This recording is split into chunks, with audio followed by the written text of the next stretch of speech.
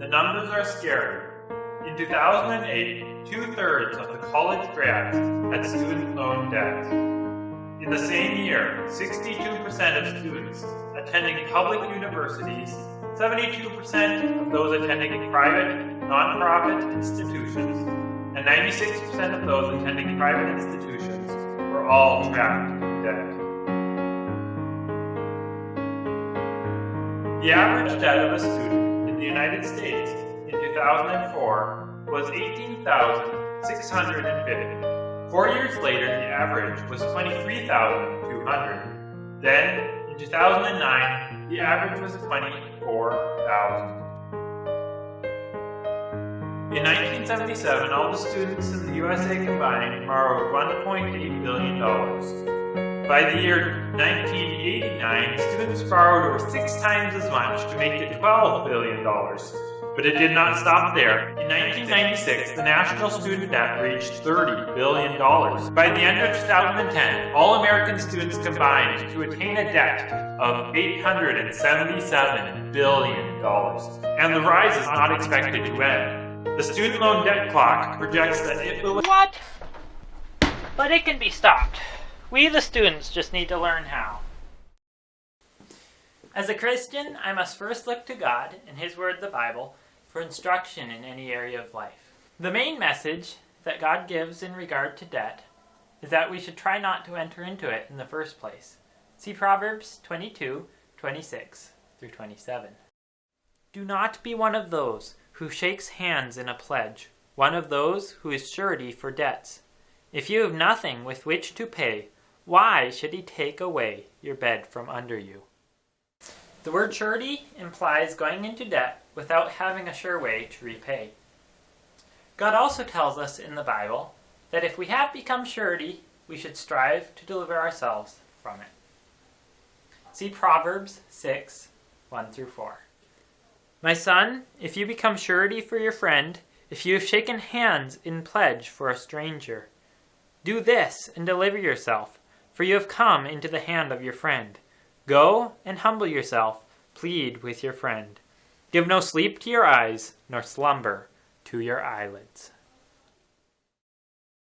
As I see it, the issue is very deep-rooted, and no single silver bullet can fix it.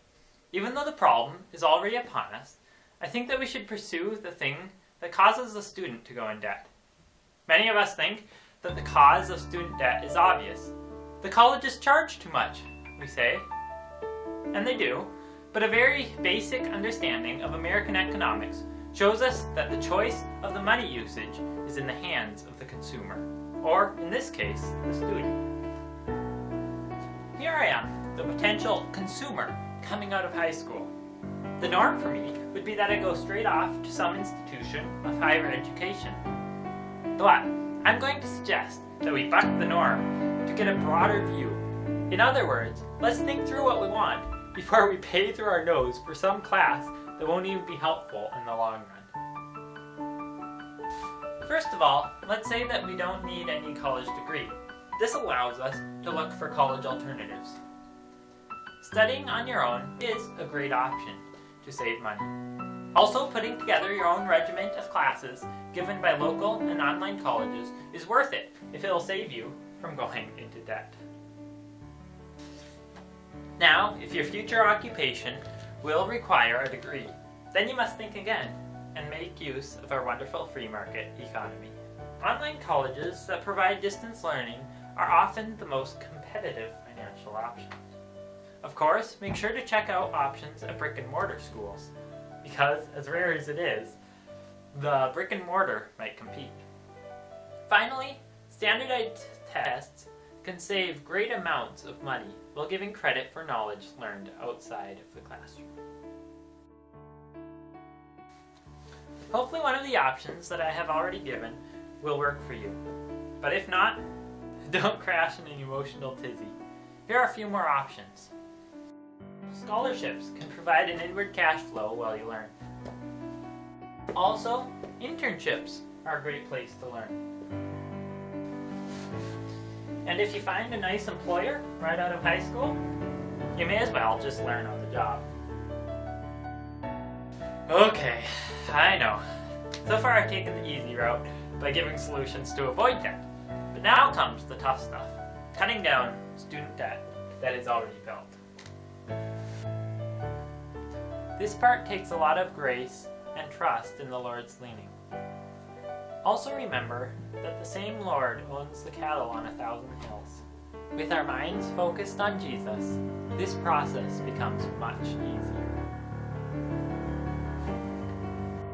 I suggest that those with debt should start by creating a personal budget. To do this, find a notebook,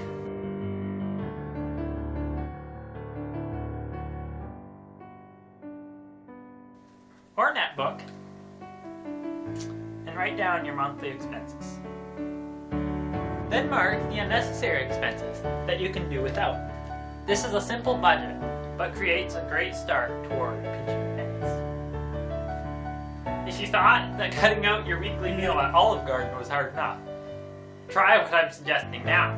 I suggest that you find a job. Any job. Yes, even flipping hamburgers is a great option. With a job, you have money on hand to start paying off the debt. If your job does not keep up with the cost of your school, you may even need to change schools or quit school for a time. I said it wouldn't be easy, but let me assure you that making these sacrifices now will leave the shackles of debt behind in time for you to graduate and compete in the real world. Yes! I believe that when the students start making wise decisions, the teaching institutions will find it necessary to provide reasonable prices so that they can stay afloat. If the institutions themselves can become entrepreneurs, producing economical prices, it'll greatly assist those students who desire to learn debt-free. Now, get back to work.